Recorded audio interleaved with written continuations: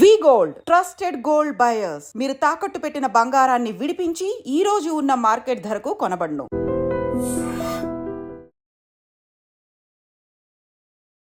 Hi hello నమస్తే, welcome back to iDream media. ఈరోజు మనతో ఉన్నారు సర్టిఫైడ్ ఫైనాన్షియల్ ప్లానర్ అయిన మాధవిరెడ్డి గారు. మ్యామ్తో మాట్లాడదాం ముఖ్యంగా మార్కెట్ అప్డేట్స్ గురించి. మ్యామ్, ఒకసారి మార్కెట్ చూసినట్లయితే నిఫ్టీ 50 -220 పాయింట్స్తో 23,339 దగ్గర, సెన్సెక్స్ -678తో 77,181 దగ్గర, బ్యాంక్ నిఫ్టీ -286తో 49,871 దగ్గర, ఐటీ నిఫ్టీ -377తో 42,544 దగ్గర ఉండడం జరిగింది. సో మార్కెట్ అప్డేట్ అండ్ లేటెస్ట్గా జరుగుతున్న news. So market is not responding to any positive news. అంటే ఎంత నెగిటివ్ ఉందో అర్థమవుతుందండి. అంటే వచ్చిన ప్రతి పాజిటివ్ న్యూస్ని కూడా అది అసలు పక్కన పెట్టేస్తుంది. స్టార్ట్ ఫ్రమ్ మనకి బడ్జెట్ వచ్చిన దగ్గర నుంచి మనకి చాలా ఎక్స్పెక్టేషన్స్ ఉన్నాయి. సో వాళ్ళ ఎక్స్పెక్టేషన్స్ తగినట్టుగానే అందరికీ కొంచెం పాసిబుల్గా ఉండేటట్లుగానే ఆల్మోస్ట్ 12 lakhs వరకు, మేము కూడా అంత ఎక్స్పెక్ట్ చేయలేదు. ఏదో 10 lakhs వరకు అనుకున్నాము. సో అది వాళ్ళు 12 lakhs వరకు ఇచ్చారు. But still market have not responded. అంత పాజిటివ్ న్యూస్ రోజు కూడా, బడ్జెట్ రోజు మార్కెట్స్ హ్యావ్ మ్యూటెడ్, ఫ్లాట్గా క్లోజ్ అయ్యాయి. So okay, then what we have expected like RBI repo rate తగ్గిస్తుంది అని మనం కూడా చాలాసార్లు అనుకున్నాము. సో వాళ్ళు కూడా ఎక్స్పెక్టేషన్స్ తగ్గట్టుగానే 25 BPS పాయింట్స్ తగ్గించారు. So immediately markets has to respond positively. So అది కొంచెం లోన్స్ కొంచెం తగ్గుతాయి, కొంచెం భారం తగ్గుతుంది, కొంచెం కన్జంప్షన్ అనేది మళ్ళీ పెరుగుతుంది అని ఇలా అనుకునేటప్పటికి, but again markets have responded negatively. ఆ న్యూస్కి కూడా పాజిటివ్గా మార్కెట్ రెస్పాండ్ అవ్వలేదు. సో అదే అయిపోయింది. నిన్న కూడా ఇంకో మంచి ఈవెంట్ జరిగింది, లైక్ బీజేపీ విత్ స్ట్రాంగ్గా అసలు 27 years తర్వాత BJP has landed on in Delhi. So అది కూడా పాజిటివ్గా తీసుకోవాలి. ఎందుకంటే వాళ్ళకి ఎన్ని సీట్స్ వస్తే వాళ్ళంతా స్ట్రాంగ్గా ఉంటారు. డెసిషన్ మేకింగ్, కొంచెం ఎకనామిక్ పాలసీస్ కానీ వాళ్ళకి అన్ని నెంబర్ ఆఫ్ సీట్స్ ఉండడం వల్ల ఈజీగా, అంటే అదంతా కూడా మార్కెట్కి చాలా పాజిటివ్గా ఉండాలి. స్ట్రాంగ్ పొలిటికల్ పార్టీ గవర్నమెంట్లో ఉండడం అనేది అది strong positive news. Mega news ఏంటంటే రూపీ అని చెప్పొచ్చు అండి. సో అన్నిటికీ అంటే ఇట్ ఈజ్ ఆల్ అబౌట్, అంటే ఈ మూడు, అంటే దేర్ ఆర్ 3 things అండి. ఒకవైపు మన స్లో డౌన్ ఒక రీజన్ చెప్పొచ్చు. అంటే రీసెంట్గా ఆర్బీఐ వాళ్ళు ఒక కామెంటరీ ఇస్తారు. అంటే ఆర్బీఐ 7th of Feb వాళ్ళు ఇచ్చారు ఆర్బీఐ పాలసీని, మేము 25 BPS పాయింట్స్ తగ్గిస్తున్నాం అని చెప్పారు. బట్ దాంతోపాటు కమెంటరీ ఇచ్చారు, అంటే మన నెక్స్ట్ 25-26 కూడా జీడిపి 6.7% ఉంటుంది అని. So that was very very drawback for the markets అండి. ఎందుకంటే 7%, 7.2% ఆర్ 7.5% అనేది మన projections.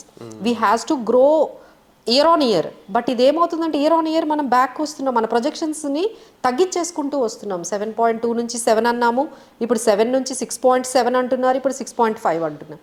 So this is how the projections are coming down year on year.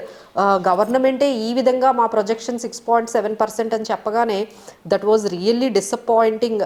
వాళ్ళు మెజర్స్ అయితే తీసుకుంటున్నారు, either through budget, either through physical policy, either through make in India, ఇలాంటివి ఏదో ఒకటి కన్జంప్షన్ స్టోరీ ఒకటి స్టార్ట్ చేయాలనుకుంటున్నారు. కానీ but because of global impact ఏదైతే నెగిటివ్ న్యూస్ ఉందో అది మనల్ని మళ్ళీ మనం పైకి, అంటే మార్కెట్స్ పాజిటివ్లోకి రాకుండా ఆపేస్తున్నాయండి.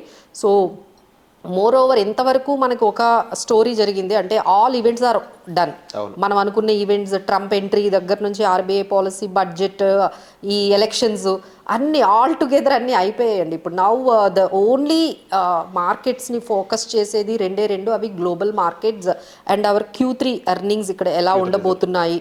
ఈ రెండు మాత్రం ఇప్పుడు రైట్ నౌ హ్యాపెనింగ్. అన్నిటికన్నా బాగా నెగిటివ్గా వస్తుంది రూపీ ఫాల్ అండి. సో వీ హ్యావెంట్ ఎక్స్పెక్టెడ్ ఇంత ఫాస్ట్గా. అంటే 1 రూపీ ఫాల్ అవ్వాలంటే it use to take months.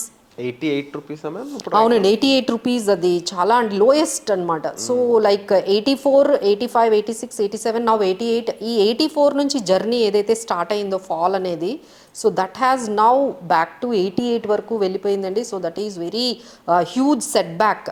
అంటే ఎందుకు అని ఇంత రూపీ ఫాల్ అవ్వడానికంటే ఒకటి మన స్లోయర్ గ్రోత్ ఒకటి చెప్పొచ్చు. మన ఇండియాలో గ్రోత్ అనేది కొంచెం కన్సర్న్స్ అనేవి ఉన్నాయి. సో డాలర్ పాజిటివ్గా అవ్వడము, డాలర్ ఇంకొంచెం స్ట్రాంగ్గా అవ్వడం, బికాజ్ ట్రంప్ ఎంట్రీ తర్వాత ఇక డాలర్ అసలు అన్బీటబుల్ లాగా అసలు వరల్డ్లోనే అసలు అన్ని కరెన్సీస్ అండి, నాట్ ఓన్లీ ఇండియన్ కరెన్సీయే కాదు మిగతా కరెన్సీస్ కూడా అన్నిటికీ కూడా ఈ డాలర్కి ఎగెనిస్ట్ ట్రేడ్ అవుతున్నవన్నీ కూడా చాలా వరకు కరెక్ట్ అయిపోయాయి.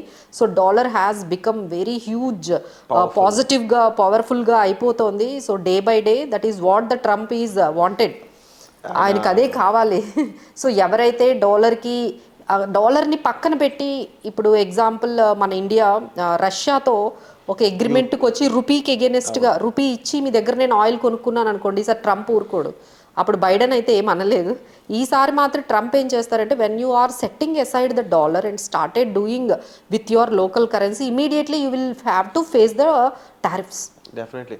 అండ్ స్టీల్ మీద అవునండి, అవును. సో ఇది ఈ రోజు ఫాల్ అయితే మాత్రం ఈ న్యూస్తో ఈరోజు మార్నింగే ఈ బ్యాడ్ న్యూస్తో స్టార్ట్ అయిందండి. So he's putting a tariffs on the steel, aluminium ఇలాంటి వాటి మీద ఆయన టారిఫ్స్ వేశారు. సో దానివల్ల ఏమవుతుందంటే ఇవన్నీ కూడా ఇప్పుడు ఏవైతే aluminium, zinc, steel, gold, silver, you take any commodity, అన్ని కమోడిటీస్ కూడా ఇప్పుడు అన్ని కాస్ట్లీ అవుతున్నాయండి, మొత్తాన్ని బ్లాక్ చేస్తున్నారు. సో దానివల్ల ఇమీడియట్గా దాని నెగిటివ్ న్యూస్లో మనకి Tata steel, JSW steel, Hindalco, Vedanta ఈ అల్యూమినియం సంబంధించిన ఈ కంపెనీస్ ఏవైతే ఉన్నాయో ఇప్పుడు ఆ రా మెటీరియల్ చాలా కాస్ట్ అవుతుంది కదండి వాళ్ళకి. అది కాకుండా డిమాండ్ కూడా తగ్గిపోతుంది. ఇంత కాస్ట్ పెరగడం వల్ల కన్సంప్షన్ తగ్గుతుంది.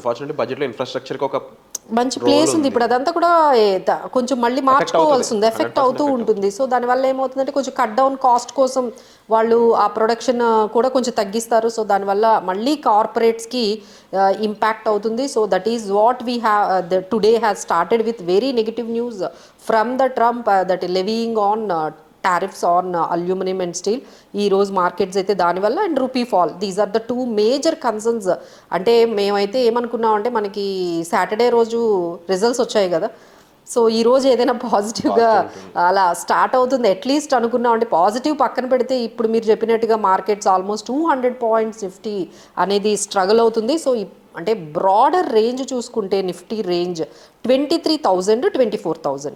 సో ఇలానే చాలా ఒక 2-3 months అయినా ఉండే అవకాశాలు కనిపిస్తున్నాయండి. అంటే నెక్స్ట్ క్వార్టర్ వరకు అట్లీస్ట్ మళ్ళీ నెక్స్ట్ క్వార్టర్లో ఇప్పుడు మనం తీసుకున్న ఏవైతే ఈ మెజర్స్ ఉన్నాయో అంటే లైక్ బడ్జెట్ ఇంపాక్ట్ కానీ, పాజిటివ్ ఇంపాక్ట్ కానీ, ఆర్బీఐ పాలసీ పాజిటివ్ ఇంపాక్ట్ కనిపించి మనకి మళ్ళీ కార్పొరేట్ రిజల్ట్స్ కానీ కొంచెం గెయినింగ్ కానీ మనకు కనిపించేంత వరకు I think markets will be in this range right now between 23 and 24,000.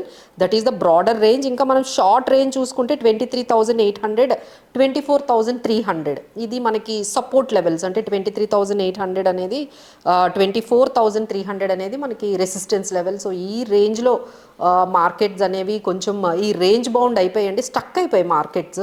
Maybe it's time for ఒక రెవల్యూషనరీ ఏదైనా అవుతుందేమో చూడాలి. లెట్స్ హోప్ అండి, లెట్స్ హోప్. ఎందుకంటే ఇప్పుడు ట్రంప్ ఇంపాక్ట్ వల్ల నాట్ ఓన్లీ ఇండియన్ మార్కెట్స్ అండి, వాళ్ళ యూఎస్ మార్కెట్స్ కూడా డౌన్ అయ్యాయి కదా, global markets, Asian markets, every market has taken in to red. So దాని ఇంపాక్ట్ అయితే మనకు ఉంటుందండి. సో నెక్స్ట్ మన మార్కెట్స్ డైరెక్షన్ అంతా కూడా ఎఫ్ఐఐస్ టర్న్అవుట్ అవ్వడం, వాళ్ళు కానీ కొంచెం బయింగ్ కానీ ఇండియాలో స్టార్ట్ చేస్తే that could be A positive news for Indian markets. Or else global markets కొంచెం ఏమైనా పాజిటివ్గా ఉంటే మన మార్కెట్స్ పాజిటివ్గా అవుతాయి. బట్ ఈ రెండు కూడా కొంచెం కష్టంగా ఇప్పుడున్న పరిస్థితులకైతే పాసిబిలిటీ కనిపించట్లేదు. ఎందుకంటే ఈ ట్రంప్ ఉన్నంత వరకు ఇవంతా ఈ వాల్టిలిటీ అనేది చాలా హైగా ఉంటుంది. అండ్ నెక్స్ట్ థింగ్ ఏంటంటే ఈ ఎఫ్ఐఐస్ కూడా లైక్ ఎవ్రీడే సెల్ చేస్తున్నారండి. జనవరిలో ఆల్మోస్ట్ ఒక 40,000 50,000 crores సెల్ చేశారు. మళ్ళీ ఫిబ్రవరిలో కూడా ఆల్రెడీ వాళ్ళు సెల్లింగే స్టార్ట్ చేశారు. సో ఎవ్రీ డే సెల్ చేస్తూ ఉన్నారు. So that is also is taking some kind of concerns.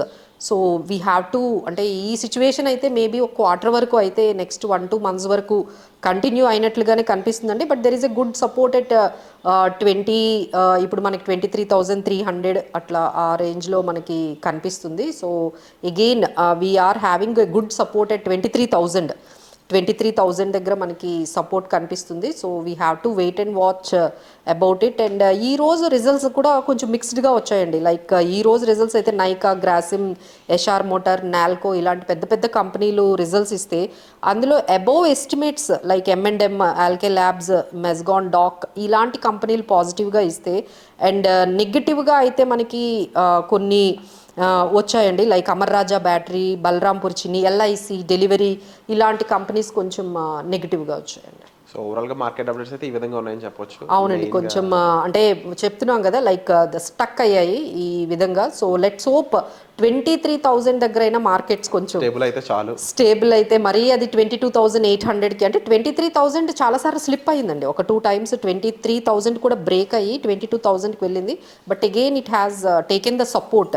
ఈసారి కూడా అక్కడే మళ్ళీ సపోర్ట్ తీసుకుంటూ market at least will be in the range of 23,000 24,000 మధ్యలో ఉంటాయని ఎక్స్పెక్ట్ చేద్దాం. True ma'am. అండ్ సో ఇదే అండి లేటెస్ట్ మార్కెట్ అప్డేట్స్. దీనిపై మీకు ఎటువంటి గైడెన్స్ కావాల్సినా సరే మీరు డిస్ప్లే అవుతున్న నెంబర్స్ కాల్ చేసి మ్యామ్ని సంప్రదించవచ్చు. అండ్ మార్కెట్స్ ఫాలో అని చెప్పి కంగారు పడాల్సిన అవసరం లేదండి. లాంగ్ టర్మ్లో ఏదైనా సరే పాజిటివ్గానే వెళ్ళే ఛాన్సెస్ అనేవి ఉంటూ ఉంటాయి. ఈవెంట్స్ అనేవి డిఫరెంట్గా ఉంటూ ఉంటాయి. కాబట్టి రైట్ గైడెన్స్ కోసం అయితే మాత్రం మీరు మ్యామ్ని కన్సల్ట్ చేయండి. And at the same time comment section మీ అభిప్రాయం కూడా మెన్షన్ చేయండి మార్కెట్కి సంబంధించి అండ్ మీకు తెలిసిన అప్డేట్స్ గురించి. వచ్చే ఎపిసోడ్లో మళ్ళీ కలుద్దాం. Thank you so much ma'am. Thank you.